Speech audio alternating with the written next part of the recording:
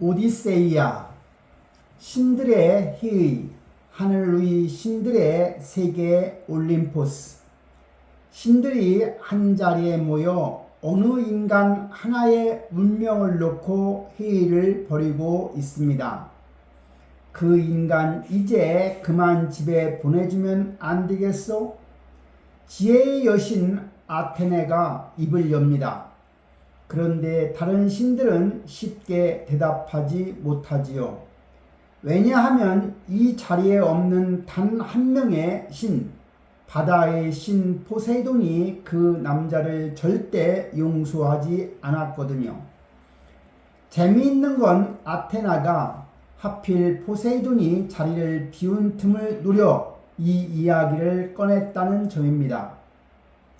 신들의 세계에서도 이런 눈치 싸움이 벌어졌다는 거지요. 평범한 인간 하나를 두고 신들끼리 편이 갈린 겁니다. 어떤 신은 그를 살리려고 하고 어떤 신은 그를 바다에 수장시켜 버리려고 합니다. 도대체 인간 한 명이 무슨 짓을 했길래 신들의 세계까지 두 쪽으로 갈라 놓은 걸까요? 그 남자의 이름은 오디세우스입니다. 이 이름 다들 들어보셨을 겁니다. 요즘은 영화로도 많이 접하셨죠. 멋진 영웅, 화려한 모험, 그리고 감동적인 기양. 그런데 말입니다. 여러분이 아는 그 이야기는 원작의 절반도 안 됩니다. 원작 속 오디세우스는 마냥 멋진 영웅은 아닙니다. 자기 오만 때문에 부하 600명을 몰살시킨 지휘관이고 7년 동안 다른 여신과 살림을 차렸으며 집에 돌아와선 108명을 피바다로 만든 남자이지요.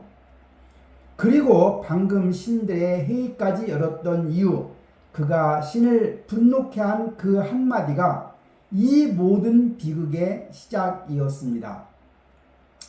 영화가 보여줄 수 없었던 진짜 이야기, 3000년 전 호메로스가 쓴 원작은 훨씬 더 인간적이고 훨씬 더 잔혹합니다. 그리고 하나 더 놀라운 사실, 이 이야기를 지었다는 호메로스라는 시인, 그가 실존 인물이었는지 조차 학자들은 확신하지 못하고 있습니다. 어떤 이들은 눈먼 떠돌이 시인이었다고 하고 어떤 이들은 여러 세대에 걸쳐 입에서 입으로 전해진 이야기를 한 이름으로 묶은 것뿐이라고도 말합니다.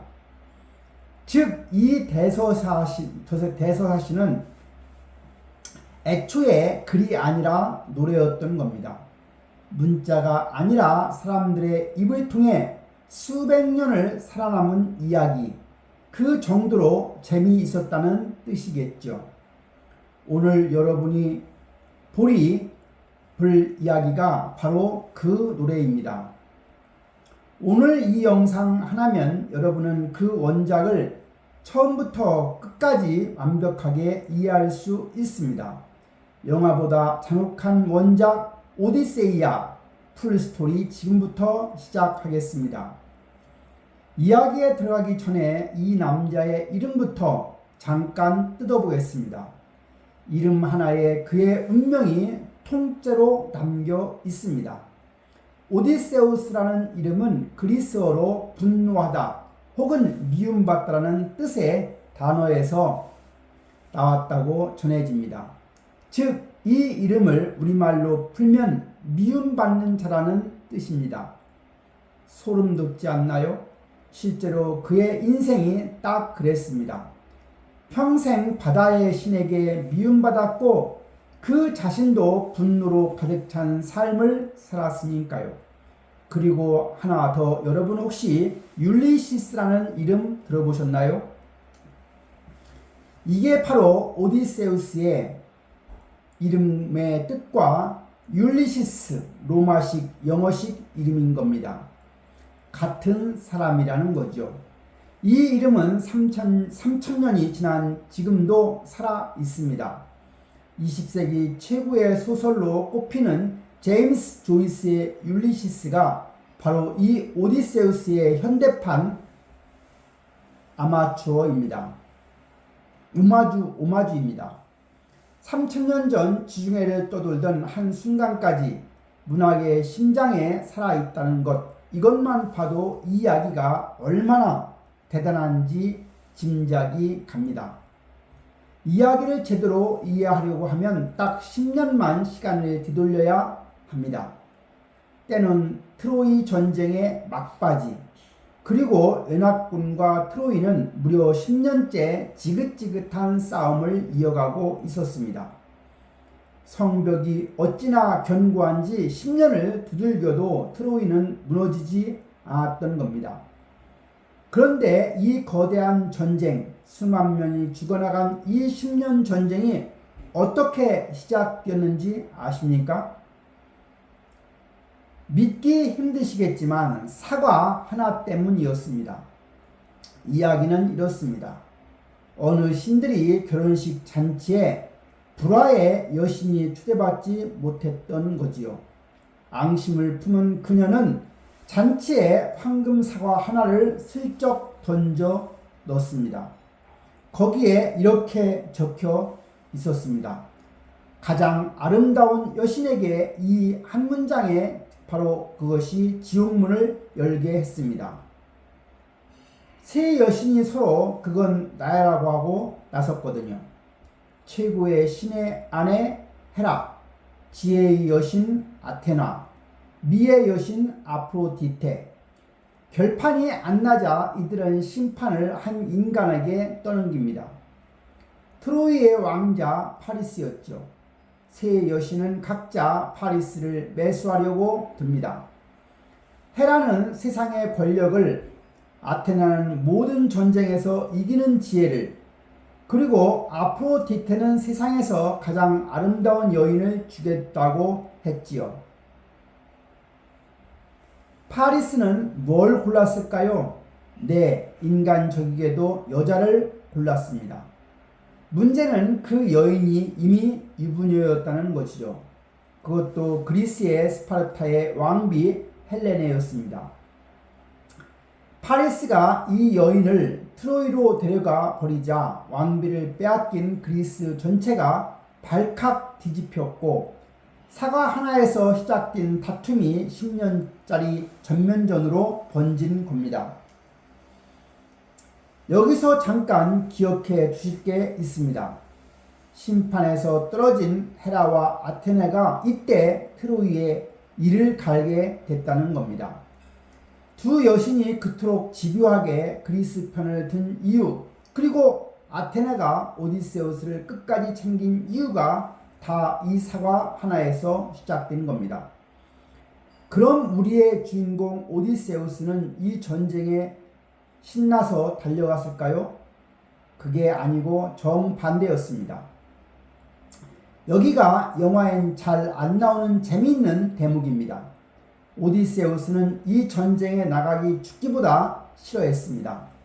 그에게는 갓 결혼한 아내와 이제 막 태어난 갓난아기 아들이 있었거든요. 게다가 영리한 그는 남의 아내 하나 되찾고자 벌어지는 이 전쟁이 얼마나 길고 참혹할지 이미 직감하고 있었습니다. 그래서 그가 택한 방법이 무엇일까요?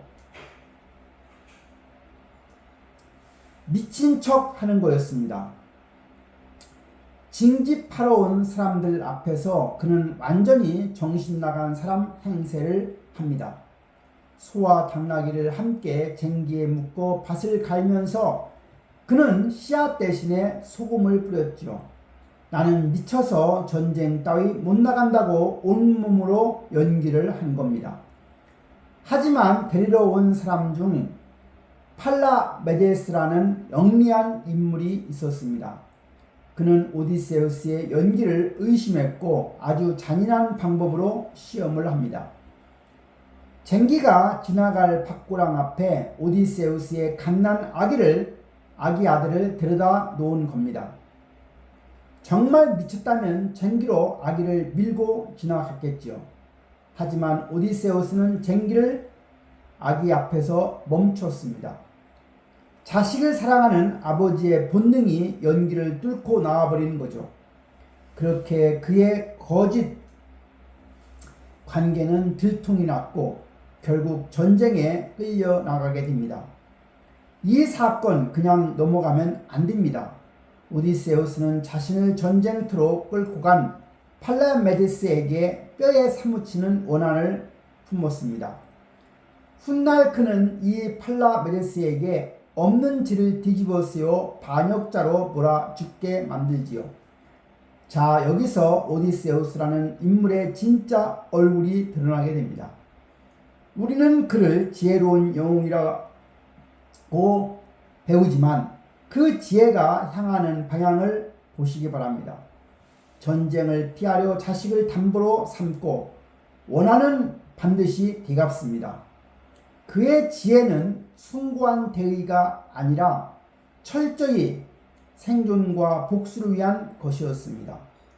그런데 오히려 이런 점 때문에 이 캐릭터가 3000년을 살아남았다고 볼 수 있는 겁니다.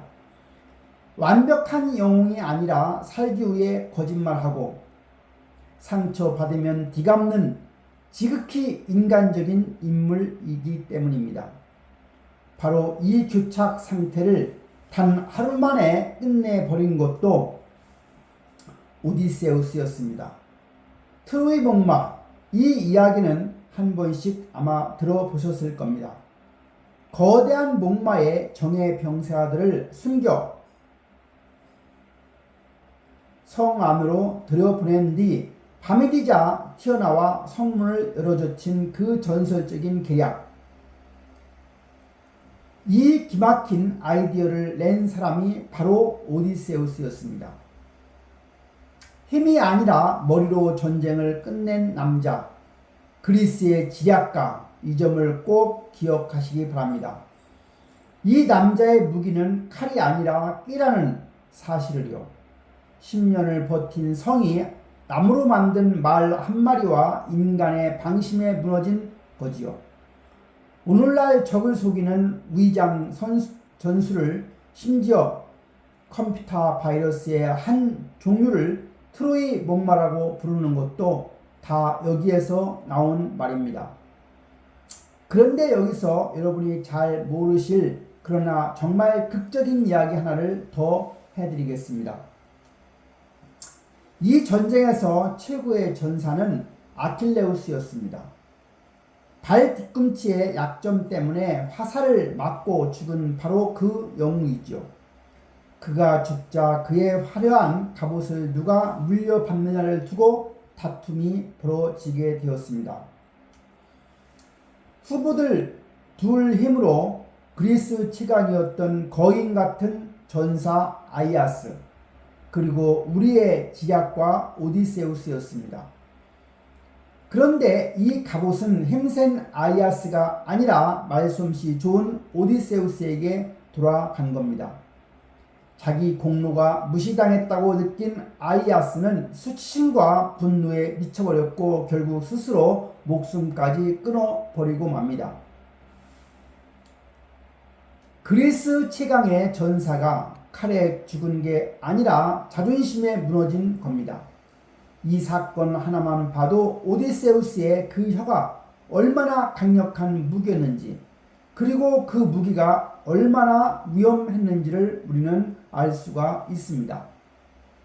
자, 전쟁이 끝났습니다. 이제 집에 갈 시간이지요. 오디세우스에게는 고향이 있었습니다. 이타케라는 작은 섬나라, 그는 그곳의 왕이었지요. 그리고 그곳엔 사랑하는 아내 페넬로페와 떠날 때 갓난아기 아들 텔라마코스가 있었습니다. 오디세우스는 112척을 이끌고 있었습니다.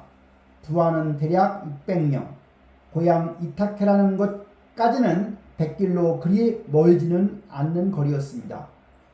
순조롭다고 하면 몇 주면 충분히 갈 거리였죠. 아내의 얼굴을 떠올리며 그는 뱃머리를 고향으로 돌립니다. 그런데 이 백길이 10년이나 걸리게 됩니다. 그리고 그 600명 중 살아서 고향 땅을 밟은 사람은 단 한 명뿐이었습니다. 떠날 때는 배 12척, 돌아올 때는 배 한 척도 없이 오직 한 사람. 여기서 시작하기 전에 궁금한 게 하나 있습니다. 부하 600명을 데리고 나가서 단 한 명도 살려 돌아오지 못한 지휘관. 여러분은 이 사람을 영웅이라고 부르시겠습니까? 아니면 최악의 리더라고 부르시겠습니까? 이 질문 영상 끝까지 마음속에 담고 보아야 합니다. 어쩌다가 이렇게 됐는지 하나하나 따라가 보겠습니다. 첫 번째 기항지는 키콘족의 땅 이스마로스라는 곳이었습니다. 그런데 오디세우스와 부하들이 여기에서 한 짓을 보면 이들이 마냥 불쌍한 조난자가 아니라는 걸 알 수가 있습니다. 이들은 도시를 습격에 약탈하고 남자들을 죽이고 재물을 빼앗았습니다. 전쟁이 끝났어도 이들의 몸에는 아직 10년간의 전쟁이 배어 있었던 거지요. 10년을 사람을 죽이는 일에 바친 사람들이 전쟁이 끝났다고 하루아침에 순한 양이 될 수는 없었던 겁니다. 문제는 그 다음이었습니다. 오디세우스는 이제 그만 배로 돌아가자고 했지만 술과 전리품에 취한 부하들은 오디세우스의 말을 전혀 듣지 않았습니다. 그 사이 도망쳤던 키콘족이 지원군을 데려와 역습했고 오디세우스는 여기서 배마다 6명씩 수십 명의 부하를 잃게 됩니다. 여기서 첫 번째로 생각해 볼 지점이 나옵니다. 부하들은 왜 죽었을까요?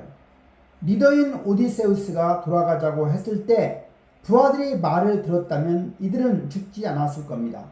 오디세우스의 통솔력 문제였을까요? 아니면 부하들의 탐욕과 불복종 탓이었을까요? 이 리더와 부하의 어긋남이라는 주제는 앞으로 이 이야기가 내내 계속 반복되게 됩니다. 사실상 부하들은 죽음으로 온 건 괴물이 아니라 매번 이 어긋남이었거든요.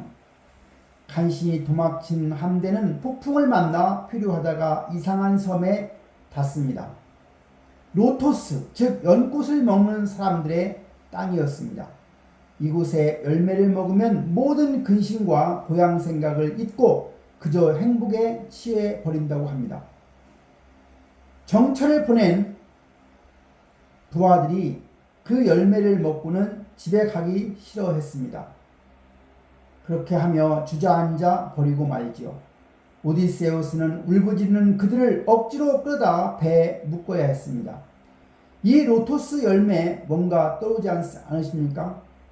현실의 고통을 잊게 해주는 달콤한 무언가. 재미있는 건 이 로토스라는 표현이 오늘날 영어에서도 관용어로 굳어졌습니다. 현실을 외면하고 쾌락에 젖어 사는 사람들을 가리키는 말로요. 3000년 전 이야기지만 오늘날 우리를 붙잡는 수많은 유혹과 놀랍도록 닮고 있습니다. 집으로 돌아간다는 목표를 포기하게 만드는 달콤한 함정. 이 이야기 속에는 이런 함정이 계속 등장합니다. 그리고 잘 보세요. 오디세우스의 여정을 방해하는 건 항상 무시무시한 괴물만이 아닙니다. 오히려 이대로 눌러앉고 싶은 편안함이야말로 가장 무서운 적으로 반복해서 등장하게 됩니다. 그리고 마침내 이 모든 비극의 진짜 시작점이 등장합니다. 이눈박이 거인 키클롭스의 섬입니다. 오디세우스는 부하 몇 명을 데리고 거대한 동굴을 발견하지요. 안에는 치즈와 양들이 가득했습니다. 배고픈 부하들은 얼른 챙겨서 도망치자고 했지요. 그런데 오디세우스는 호기심이 발동했습니다.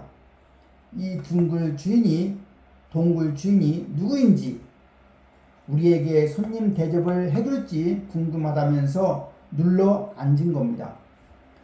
여기서 잠깐 고대 그리스의 아주 중요한 문화 하나를 짚고 가겠습니다. 크세니아라고 하는 손님 접대의 관습입니다. 당시 그리스인들에게 낯선 손님을 환대하는 건 신성한 의무였지요. 손님을 함부로 대하는 건 신을 모독하는 것과 같았습니다.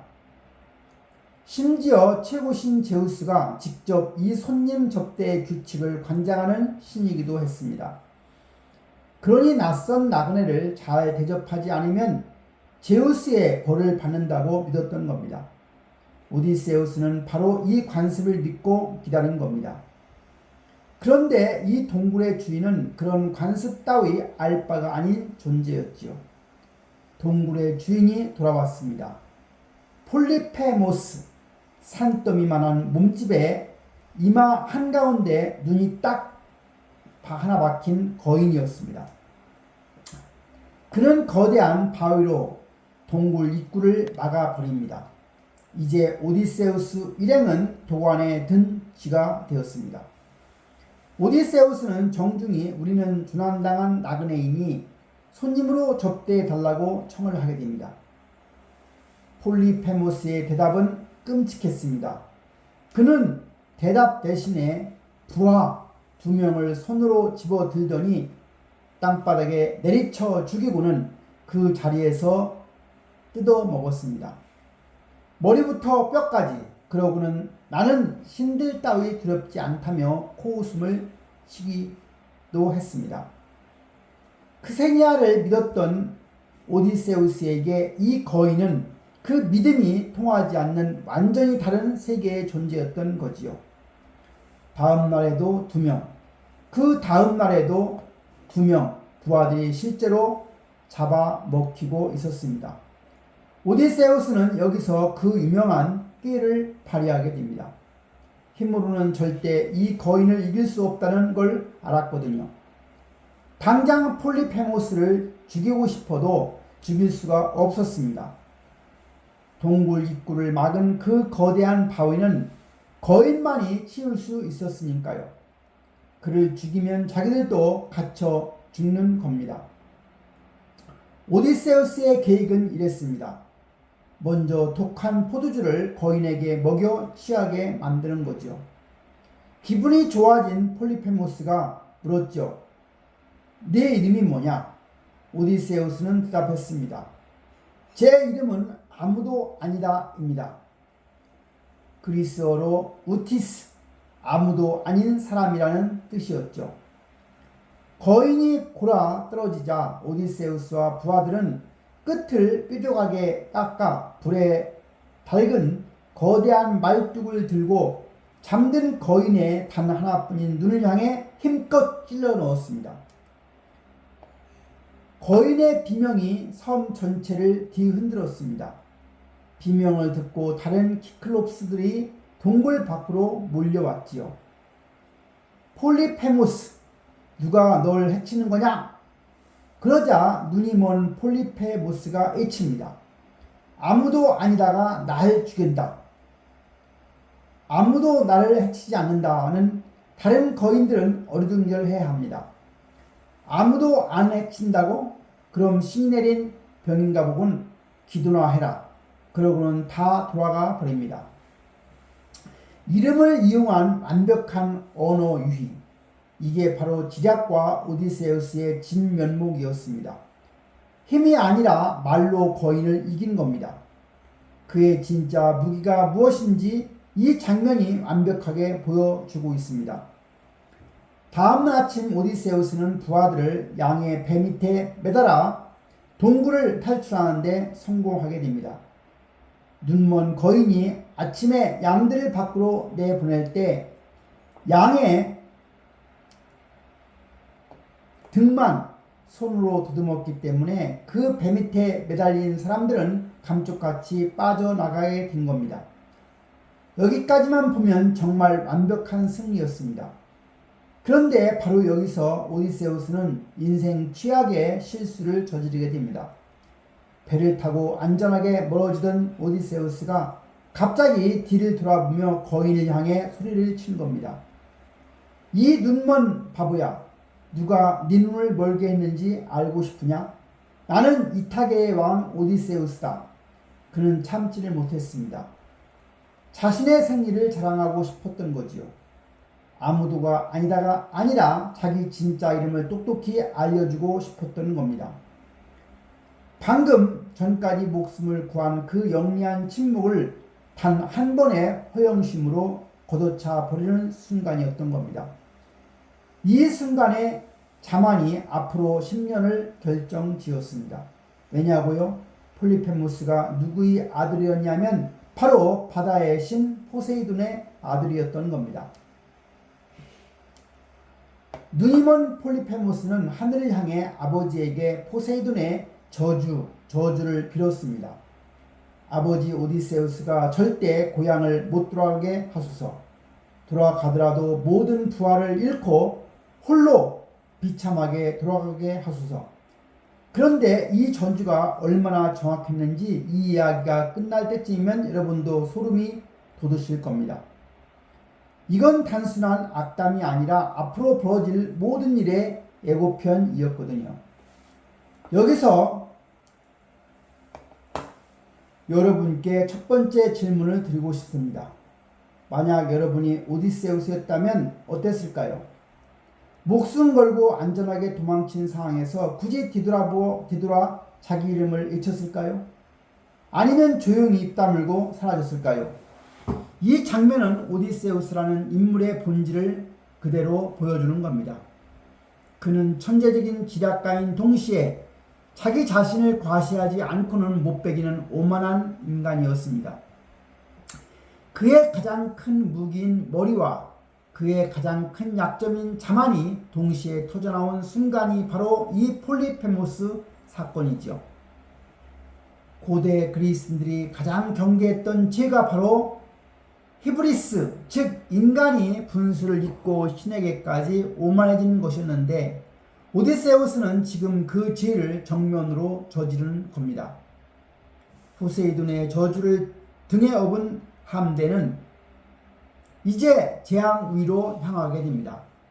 다음으로 도착한 곳은 바람의 신 아이올로스의 섬이었습니다.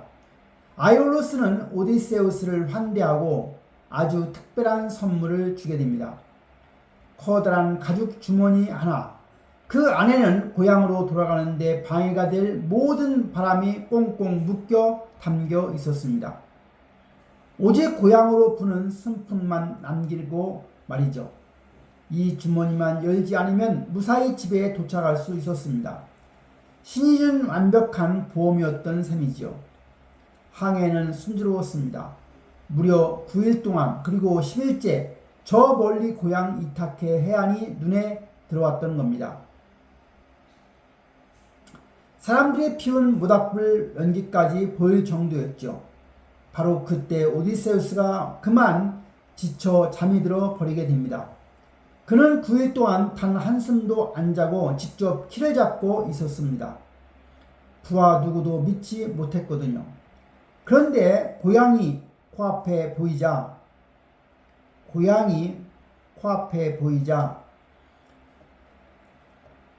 긴장이 풀려버린 겁니다. 그리고 이 틈을 부하들이 파고듭니다. 저 주머니 안에 왕이 혼자 챙긴 금은 보아가 가져갈 거야. 우리한테 나눠주지도 않고 부하들은 의심에 사로잡혀 그 바람 주머니를 열어버리게 됩니다. 순간 갇혀있던 온갖 바람이 폭풍이 되어 터져나왔습니다. 배는 눈앞에 고향에서 다시 저 멀리 출발점까지 밀려나가게 된 거지요. 코앞까지 왔던 고향이 한순간에 날아가 버린 것입니다. 다시 아이올리스를 찾아가 도움을 청했지만 이번엔 그도 고개를 저었습니다. 신들에게 미움받는 자를 내가 도울 수 없다. 신의 두 번째 호의는 없었던 겁니다. 또다시 리더와 부하의 불신입니다. 오디세우스는 왜 부하들에게 그 주머니의 정체를 제대로 설명하지 않았을까? 부하들은 왜 왕을 믿지 못하고 주머니를 열었을까? 이 조직은 서로를 믿지 못하고 있었습니다. 왕은 부하를 믿지 못해 9일간 혼자 키를 잡았고 부하는 왕을 믿지 못해 주머니를 열었습니다. 그리고 그 불신의 대가는 점점 언제나 죽음이었습니다. 리더가 정보를 독점하면 부하는 의심하고 그 의심이 결국 모두를 파멸로 몰고 간다는 것. 3000년 전 이야기지만 오늘날 어느 조직에나 그대로 적용되는 이야기가 아닐까요? 다시 필요하던 함대는 라이스 트리고네스라는 식인 거인족의 항구로 들어가고 있습니다. 이건 폴리페모스보다 더한 재앙이었습니다. 거인 하나가 아니라 거인들이 때로 절벽 위에서 거대한 바위를 던져 배들을 부수고 물에 빠진 사람들을 작살로 끼워 잡아먹습니다. 마치 사람이 물고기를 작살로 잡든 말이죠. 여기서 오디세우스는 배 11척을 통째로 잃게 됩니다. 그 안에 타고 있던 수백 명의 부하와 함께요. 살아남는 건 오디세우스가 탄 배 한 척뿐이었습니다. 12척으로 출발한 함대가 이제 딱 한 척이 됐던 겁니다. 이야기의 초반이 지났을 뿐인데 이미 부하의 90% 이상이 죽었습니다. 이게 원작 오디세이아의 진짜 온도이지요. 간신히 살아남는 한 척의 배가 도착한 곳이 그 유명한 마녀 키르케의 섬이었습니다. 오디세우스는 부하 일부를 정찰 보냅니다. 키르케는 그들을 반갑게 맞아 성대한 음식을 대접을 했지요. 그런데 그 음식에는 마법의 약이 들어있었습니다. 음식을 먹은 부하들은 순식간에 돼지로 변해버렸습니다. 그것도 그냥 돼지가 아니라 사람의 정신을 그대로 가진 채 몸만 돼지가 된 거지요. 자기가 사람이었다는 걸 기억하면서 돼지우리에게 갇혀 꿀꿀거리는 것. 상상해보면 이건 죽음보다 더 끔찍한 형벌입니다. 혼자 도망쳐온 부하에게 이 소식을 들은 오디세우스는 부하들을 구하러 나섭니다. 이때 전령의 신 헤르메스가 나타나 그에게 마법을 막아줄 약초를 건네줍니다. 덕분에 키르케의 마법이 통하지 않았고 오디세우스는 오히려 그녀를 제압해 부하들을 원래 모습으로 되돌려 놓습니다. 그런데 여기서 오디세우스는 무려 1년을 이 섬에서 머물게 됩니다. 키르케와 함께 말이죠. 부하들이 왕이시여 이제 그만 고향으로 갑시다 라고 채근할 때까지 그는 이 안락함에 젖어 있었습니다. 자, 술을 보이시죠?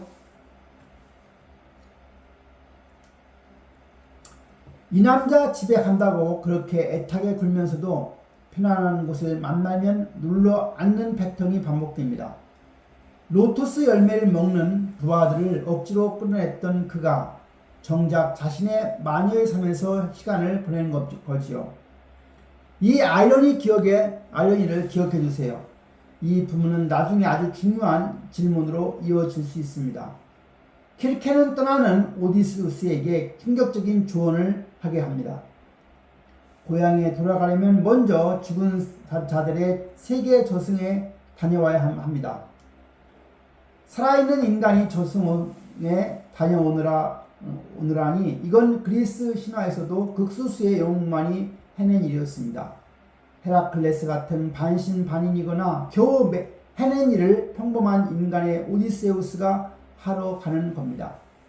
오디세우스는 세상의 끝 저승의 입구로 가는 거죠. 그리고 그곳에서 수많은 죽은 자들의 혼령을 만나고 있죠. 앞으로의 여정을 알려주는 예언자 테이레시아스도 만나고 자신이 전쟁에 나간 사이 세상을 떠난 어머니의 혼령도 만납니다. 오디세우스는 어머니를 끌어안으려 하지만 혼령인 어머니는 3번이나 그의 팔을 스쳐 지나갈 뿐이었습니다. 안을 수 없는 어머니, 연기처럼 꿈처럼 손가락 사이로 빠져나가는 어머니. 이 장면은 3000년이나 지난 지금 읽어도 가슴이 먹먹해집니다. 이들이 전쟁에 나가 소식이 끊기자 어머니는 그리움에 시들어 세상을 떠났던 거죠. 여기서 두 번째 질문을 드리겠습니다. 만약 여러분이 이미 세상을 떠난 소중한 사람을 딱 한 번 저승에서 만날 수 있다면 그분께 무슨 말을 가장 먼저 하시겠습니까? 오디세우스처럼 끌어안으려 하겠습니까? 아니면 그냥 바라보기만 하겠습니까? 저승에서는 오디세우스는 또 한 명의 중요한 인물로 만납니다. 트로이 전쟁 최고의 영웅 아킬레우스입니다. 살아서 최고의 전사였고 죽어서도 저승의 왕처럼 대접받는 그였죠. 오디세우스는 그를 위로하려 당신은 살아서도 죽여서도 영웅이니 슬퍼 마시오라고 말합니다. 그런데 아킬레스의 대답이 뜻밖이었습니다. 죽어서 산자의 왕이 되느니 차라리 살아서 가난한 농부의 종으로 살는 게 낫다고. 명예롭게 죽어 전설이 된 영웅이 정작 저승에서는 그딴 명예 다 필요 없으니 사람만 잊고 싶다고 말하는 겁니다. 이 짧은 대사 안에는 어마어마한 의미가 담겨 있습니다. 죽음 뒤의 영광보다 지금 살아 숨쉬는 이 삶이 더 소중하다는 것. 오디세우스가 그토록 목숨 걸고 삶으로 돌아가려는 이유를 이 죽은 영웅이 정당화해 주고 있는 셈이죠. 그리고 저승에서 오디세우스는 또 한 사람을 만나게 됩니다. 바로 아가론 그리고 연합군 전체의 총사령관이자 트리오 전쟁을 승리로 이끈 최고의 왕이었습니다. 챕터 11번째 어머니 아킬레우스 아가멤논의 경고. 그런데 그가 왜 저승에 있을까요? 여기가 정말 소름돋는 대목입니다. 아가멤논은 전쟁을 이기고 그 누구보다 자랑스러운 고향으로 돌아가겠습니다. 그런데 그를 기다리고 있던 건 환영 잔치가 아니었습니다. 그 아내가 다른 남자의 눈에 맞아 개선하는 남편을 목욕탕에서 살해해버린 겁니다. 승리한 왕이 전쟁터가 아니라 자기 집에서 자기 아내 손에 죽은 거죠. 아가론의 혼령은 오디세우스에게 피맞춤 경고를 남깁니다. 고향에 돌아가거든 절대 방심하지 마라. 배가 항구에 닿는 순간 다 끝냈다고 믿지 마라. 나처럼 될 수 있다. 여기서 오디세우스의 이야기 전체를 관통하는 곡선이 깔립니다. 승리한 영웅의 진짜 시련은 전쟁이 끝난 뒤에 집에 돌아왔을 때 시작되는 것. 아가멤논은 배신당한 기왕이 상징이고 오디세우스는 고향에 돌아와 곧장 정체를 드러내지 않고 저지른 위장이라는 결정적 이유가 되는 겁니다. 아가멤논의 실패를 뒤풀이 하지 않기 위해서라면 저승에서 들어온 오디세우스에게 이제 마지막 시련들이 몰아칩니다. 그리고 그의 부하들은 마침내 전멸합니다. 그 첫 번째 관문은 세이렌이었습니다. 세이렌은 너무나 아름다운 노래로 뱃사람들을 물려 배를 바위에 부딪혀 침몰시키는 괴물이었죠. 그 노래를 듣고 살아남는 사람은 아무도 없었습니다. 오디세우스는 여기서 또 그 특유의 꾀를 냅니다. 부하들의 귀는 밀랍으로 막아 아무 소리도 못 듣게 하고 땅은 정작 자기 자신의 노래를 듣고 싶어 합니다. 그래서 그는 자신을 돛대로 밧줄로 꽁꽁 묶게 하는 거죠. 내가 아무리 풀어달라고 예언하고 발광해도 절대 풀어주지 않는 경우가 있죠. 세이렌의 노래가 들려오자 오디세우스는 미친듯이 몸부림치며 풀어달라고 소리쳤지만 길을 막은 부하들은 오히려 그를 더 단단히 묶었습니다. 그 덕에 이들은 세이렌의 무시는 무사히 지나간 배가 됩니다. 여기서 재밌는 사실 하나. 이 세이렌이 지금 우리 일상에 매우 등장한다는 거 아십니까? 전 세계 사람들이 매일 마시는 커피 바로 스타벅스의 그 초록색 로고 속 인어가 바로 세이렌입니다. 사람을 울리는 그 치명적인 매력으로 손님을 끌어들이겠다는 뜻이죠. 3000년 전 뱃사람들을 울리던 괴물이 오늘날엔 우리를 커피 매장으로 홀리고 있는 셈입니다. 그리고 하나 더 위험을 알면서도 그 노래를 기어이 듣고 마는 이 인간의 호기심, 폴리페모스 동굴에 눌러 앉았던 그 호기심, 죽음을 흡수고 저승까지 다녀온 그 호기심과 뿌리가 같습니다. 오디세우스라는 인간은 결국 조선까지 다녀온 그 호기심과 뿌리가 같습니다. 오디세우스라는 인간은 결국 알고 싶고 겪고 싶은 욕망 그 자체였던 겁니다. 다음은 진짜 지옥이었습니다. 좁은 해협의 양쪽에 두 괴물이 버티고 있었던 거죠. 한쪽은 스켈라, 머리가 6개 달린 괴물로 지나가는 배에서 정확히 6명을 낚아채 잡아먹었습니다. 다른 안쪽은 카리티스, 바닷물을 통째로 빨아들였습니다. 배터리는 거대한 소용돌이로 여기에 걸리면 배가 통째로 사라지게 됩니다. 오디세우스는 잔인한 선택을 해야 했습니다. 카리티스가 쪽으로 가면 배와 전원이 몰살당합니다. 스킬라 쪽으로 가면 딱 6명만이 희생이고 나머지는 살 수가 있게 됩니다. 그 스킬라 쪽을 택합니다. 그리고 눈앞에서 부하 6명이 스킬라에게 산채로 낚아채어 비명을 지르며 잡아먹히는 걸 지켜봅니다. 부하들이 허공에 매달린 채 손을 뻗으며 자기 이름을 부르는 걸 지켜봐야 했던 거죠. 그는 나중에 내 평생 본 것 중에 가장 참혹한 광경이었다고 회상합니다. 이 스칼라와 카리티스 사이라는 표현도 오늘날 영어에서 관용어로 살아있는 것 같습니다. 이러지도 저러지도 못하는 두 개의 위험 사이에서 낀 진퇴양난의 상황을 가리키는 말이죠. 우리말의 진퇴양난이란 앞으로 가도 절벽, 뒤로 가도 절벽과 똑같은 뜻입니다. 3000년 전 신화 속 두 괴물이 오늘날까지 일상어로 쓰인다는 것, 이 이야기의 생명력이 얼마나 대단한지 한번 느껴보시고 바랍니다. 여기서 세 번째 생각할 점입니다. 6명을 확실히 희생시켜서 나머지를 살린 이 선택 리더로서의 옳은 결정이었을까? 아니면 부하들에게 미리 이 위험을 알리지도 않고 6명을 사지로 몰아놓은 것이 걸까? 실제로 오디세우스는 부하들에게 스칼라의 존재를 제대로 알리지 않았습니다. 알리면 공포에 질려 배가 엉망이 될까봐서요. 리더의 무거운 결단인가 아니면 또 한 번의 정보 은폐인가? 판단은 여러분의 몫입니다. 그리고 마침내 부하들을 전멸시킨 결정적인 사건이 찾아옵니다. 태양신 헬리오스의 성입니다. 이 섬에는 태양신의 신성한 소들이 풀을 뜯고 있었습니다. 저승에서 예언자가 오디세우스에게 신신당부한 게 바로 이거였죠. 그 섬의 손은 절대 건드리지 마라. 건드리면 배도 부하도 다 잃는다. 오디세우스는 부하들에게 이 경고를 분명히 전달합니다. 이번에 정보를 숨기지 않았습니다. 오히려 이 섬에 아예 들지 않고 했죠. 하지만 사실대로 지친 부하들이 하룻밤 만에 쉬어가자고 애원했고 그는 부하들에게 절대 손은 건드리지 않겠다고 맹세를 받고서야 섬에서 내리게 합니다. 그런데 하필 역풍이 불어 배가 한 달 넘게 이 섬에 발이 묶인 겁니다. 가져온 신랑은 바닥나고 부하들은 서서히 굶어 죽어가기 시작했습니다.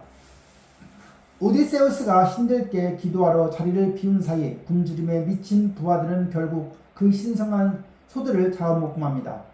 여러분이 그 부인들이라고 하면 어떻게 했을까요?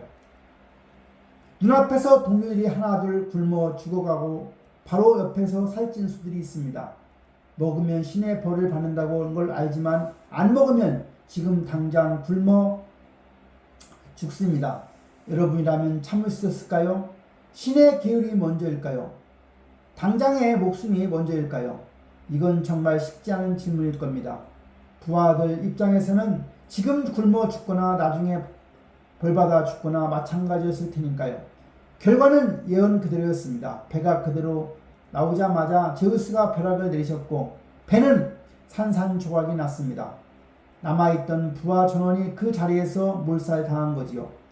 그리고 그 폭풍 속에서 살아남은 사람은 단 한 명 오직 오디세우스였습니다. 기억나십니까? 폴리페모스가 벌였던 저주, 모든 부하를 잃고 홀로 비참하게 돌아가게 하소서. 이 저주가 지금 글자 그대로 완성된 겁니다. 12척의 배도 600명의 부하도 이제 모두 사라졌습니다. 남은 건 오디세우스 한 사람과 그 순간이 이렇게 수백 명의 목숨으로 되돌아온 겁니다. 혼자 남은 오디세우스는 부서진 배의 잔해에 매달려 겨우 목숨만 부지하게 됩니다. 그리고 어느 섬에 밀려 올라오프 오기기아라는 섬 여신 칼립수가 사는 곳이었습니다. 칼립수는 오디세우스를 보고 사랑에 빠집니다. 그리고 그를 놓아주지 않았습니다. 무려 7년 동안이나요. 이 7년이라는 시간은 결코 짧지는 않습니다. 심지어 칼립수는 오디세우스에게 인간이 상상할 수 있는 최고의 선물을 제안합니다. 나와 함께 있으면 너를 영원히 늙지도 죽지도 않는 불사의 존재로 만들어 주겠다고. 영원한 젊음, 영원한 생명, 그리고 아름다운 여신, 이건 인류가 신화 내내 갈망해 온 바로 그것입니다. 진시황이 그토록 찾아 헤맸던 불사가 지금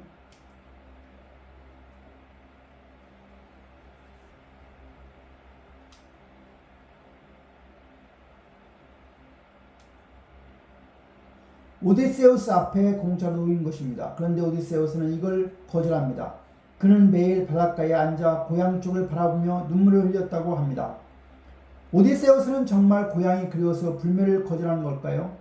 어떤 학자들은 다르게 봅니다. 불멸이란 결국 더 이상의 아무 이야기가 일어나지 않는 영원한 정지 상태라는 거지요. 오디세우스라는 인간은 편안한 영생보다 고난과 모험이 있는 살아있는 삶을 택한 겁니다. 조승의 아킬레우스가 했던 말 기억하나요? 죽은 영웅보다 살아있는 종이 낫다고. 오디세우스의 선택이 바로 그 대답이었던 셈입니다. 영원히 사는 신이 되기를 거부하고 늙고 죽는 인간으로 남기를 택한 것. 어쩌면 이게 이 이야기 전체에서 가장 인간적인 순간인지도 모릅니다. 그런데 한 가지 짚고 넘어가야 할 게 있습니다. 오디세우스가 이 7년 동안 고향의 아내 펠레로페만 그리워하며 순결을 지켰느냐? 그것은 아닙니다. 그는 칼립스와 부부처럼 7년 동안 지냈지요. 앞서 마녀 키르키와도 1년을 함께 있었고요. 자, 그렇다면 이걸 어떻게 봐야 할까요? 신이 붙잡아 어쩔 수 없었던 강금으로 봐야 할까요? 아니면 명백한 의도로 봐야 할까요? 재미있는 건 이 대목에서 오디세우스에게 관대하면서도 그의 아내에게는 엄격한 3000년 전의 이중잣대가 보인다는 점입니다. 오디세우스가 여신들과 지낸 8년은 어쩔 수 없는 일로 넘어가면서 정작 아내 펠레노페레에게는 목숨을 걸고 정주를 지킬 것을 요구하니까요. 이 부분도 한번 생각해 볼 만합니다. 마침내 신들의 회의가 열립니다. 아테네 여신의 간청으로 신들은 칼립소에게 오디세우스를 놓아주라고 명령합니다.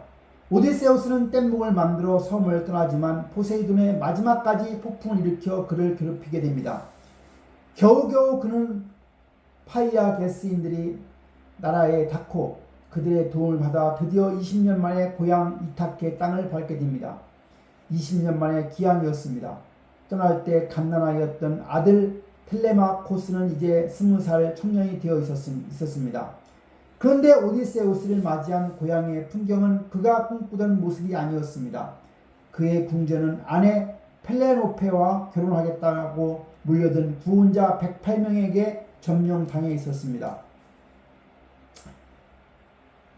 이자들은 오디세우스가 죽었다고 단정 짓고는 남의 집에 눌러앉아 매일 같이 그의 재산으로 흥청망청 잔치를 벌이고 아내에게 결혼을 강요하고 심지어 그의 아들 텔레마코스를 죽일 음모까지 꾸미고 있었던 겁니다. 이들이야말로 앞서 말한 크세니아, 즉 손님 접대의 관습을 정반대로 어긴 자들이었죠. 손님으로 왔으면서 주인의 집을 갉아먹은 것이죠. 오디세우스가 폴리페모스에게 당했던 그 손님 규칙 위반을 이번엔 그의 집에서 구혼자들이 저지르고 있었던 겁니다. 여기서 오디세우스의 아내 펠레노페 이야기를 해보겠습니다. 그녀는 20년을 기다렸습니다. 108명의 구원자가 매일 결혼을 강요하는 상황에서 그녀는 꾀를 냈고 시아버지의 수의를 다 짜면 그중 한 명과 결혼하겠다고 한 겁니다. 그러고는 낮에는 배를 짜고 밤에는 그걸 몰래 다시 풀었습니다. 영원히 끝나지 않는 배짜기. 이렇게 시간을 벌며 남편을 기다리고 있었던 겁니다. 남편이 지략가라면 아내 역시 만만치 않은 지략가였던 겁니다. 오디세우스가 말과 끼에 대가라면 펠레노페는 기다림과 인내의 끼로 20년을 버틴 셈이었던 거죠. 남편의 생사도 모르는 20년.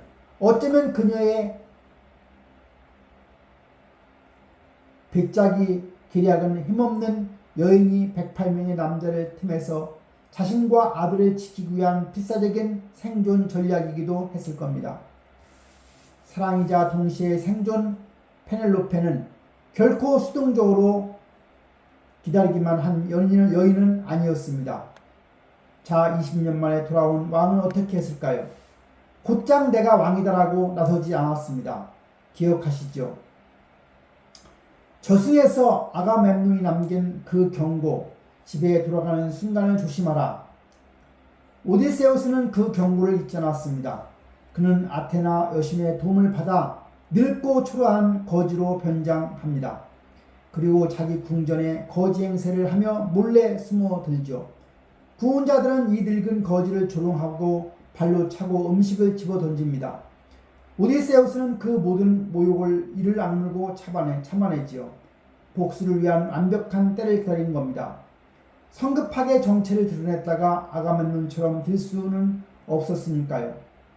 이 변장면에서도 생각할 거리가 있습니다. 진짜 왕이 거짓골을 하고 있는데 아무도 그를 알아보지 못하게 된 겁니다.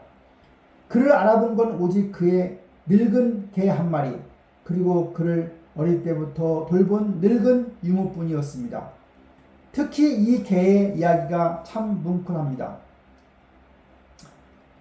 아르고스라는 이 사냥개는 오디세우스가 떠날 때 팔팔한 강아지였는데 20년이 지나 이제는 병들고 버려져 거름더미 위에 누워 있었습니다. 그런데 거지로 변장한 주인이 지나가자 이 늙은 개는 단번에 주인을 알아보고 귀를 쫑긋 세우고 꼬리를 흔듭니다. 하지만 일어설 힘조차 없었죠. 주인을 20년 만에 다시 본 그 개는 꼬리를 흔든 바로 그 순간 숨을 거두게 됩니다. 마치 주인 한 번만 더 보려고 20년을 버텼다는 뜻해요. 화려한 왕궁 사람들 누구도 못 알아본 주인은 늙은 개 한 마리는 냄새만으로 알아본 거지요. 겉모습이 아니라 본질로 사람을 알아보는 것, 왕의 자격이란 화려한 왕자에 있는 게 아니라 그 사람 자체에 있다는 것. 이 장면은 그런 질문을 조용히 던지게 됩니다. 마침내 복수의 순간이 옵니다. 페넬로페가 활 쏘기 시합을 열거든요. 오디세우스가 낡은 활에 시유를 걸고 12개의 도끼 구멍을 화살로 관통시키는 자와 결혼하겠다. 구원자들이 차례로 도전하지만 아무도 그 뻣뻣한 활의 시유조차 걸지 못합니다. 오직 진짜 주인만이 다룰 수 있는 활이었거든요. 그때 거짓 꼴에 오디세우스가 나섭니다. 조롱 속에서 그가 활을 집어들고 아무렇지 않게 시유를 걸더니 화살을 날려 12개의 도끼 구멍을 단번에 꿰뚫습니다. 그 순간 거지의 누더기가 벗겨지고 진짜 왕의 모습이 드러납니다. 이제 다른 관역을 맞춰보겠다. 그리고 오디세우스는 아들 텔레마쿠스와 함께 미리 문을 걸어 잠가 도망칠 곳 없는 연회장에서 구원자 108명을 활과 창으로 도륙합니다. 궁전 바닥이 피로 뒤덮입니다. 단 한 명도 살려두지 않았죠. 심지어 구원자들과 노란 하녀들까지 처단합니다. 이 복수 장면은 오디세우스라는 인물의 모든 것을 압축해서 보여주는 겁니다. 그는 끝까지 힘이 아니라 깨로 승부했습니다. 거지로 변장해 적을 방심시키고 무기를 미리 치워두고 문을 걸어 잠그고 완벽한 순간을 기다렸다가 한 번에 몰아친 것. 이게 트로이 목마를 만든 그 남자의 방식이었습니다. 목마 안에 병사를 숨겼듯 이번엔 거지 누더기 속에 왕을 숨긴 겁니다. 20년이 지나도 그의 본질은 변하지 않았던 겁니다. 이제 마지막 장면입니다. 20년 만에 만난 부부. 그런데 페넬로페는 눈앞에 이 남자가 정말 자기 남편인지 선뜻 믿지 못합니다. 20년이면 강산이 2번 바뀌는 세월이니까요. 게다가 신들이 사람의 모습을 바꾸는 세상이니 누군가 남편을 사칭하는 것일 수도 있었죠. 그래서 그녀도 마지막 시험을 합니다. 남편이 지략가라면 아내도 지략으로 남편을 시험한 겁니다. 그녀는 하녀에게 짐짓 이렇게 말합니다. 침실에 그 침대를 밖으로 옮겨 손님 잠자리를 받으려라. 그러자 오디세우스가 발끈합니다. 그 침대를 어떻게 옮긴단 말이오? 그 침대는 내가 살아있는 올리브 나무를 깎아 만든 것이라 땅에 뿌리 박혀 있어 아무도 옮길 수 없어. 이 침대의 비밀은 오직 진짜 부부 두 사람만 아는 것이었습니다. 이 대답을 듣고서야 페넬로페는 눈물을 터뜨리며 그를 끌어안습니다. 20년의 기다림이 끝나는 순간이었습니다. 이 마지막 장면이 참 의미심장합니다. 두 사람을 이어준 것이 바로 뿌리 박혀 움직이지 않는 침대였다는 것이죠. 20년의 방랑과 배신과 변화 속에서 결코 옮겨지지 않고 그 자리에 뿌리내린 무언가, 그게 바로 이 부부의 신뢰이자 오디세우스가 그토록 돌아오려 했던 집의 진짜 의미였습니다. 세상 모든 것이 변해도 변하지 않는 그 뿌리 하나, 그것이 있었기에 오디세우스는 불멸도 거절하고 이곳으로 돌아온 겁니다. 이제 처음으로 질문으로 돌아가 보겠습니다. 부하 599명을 모두 잃고 혼자 살아 돌아온 이 남자, 그가 영웅일까요? 재앙일까요? 그는 트로이를 함락시킨 천재였지만 동시에 그 오만 때문에 신의 저주를 부른 사람이었습니다. 목숨 걸고 돌아가려 했지만 편안한 섬에서는 몇 년씩 눌러앉기도 했고 부하들을 지키려 했지만 결국 단 한 명도 지키지 못했습니다. 사랑하는 아내에게 돌아왔지만 그 길에서 다른 여인들과 함께이기도 했습니다. 죽은 영웅 아킬레우스가 부러워야 한 살아있는 삶을 택했지만 그 삶을 위해 599명의 목숨이 바쳐졌죠. 바로 이 지점이 3000년 동안 사람들이 오디세우스에게 열광하는 이유입니다. 그는 완벽한 영웅이 아니라 지독하게 인간적인 인간이었습니다.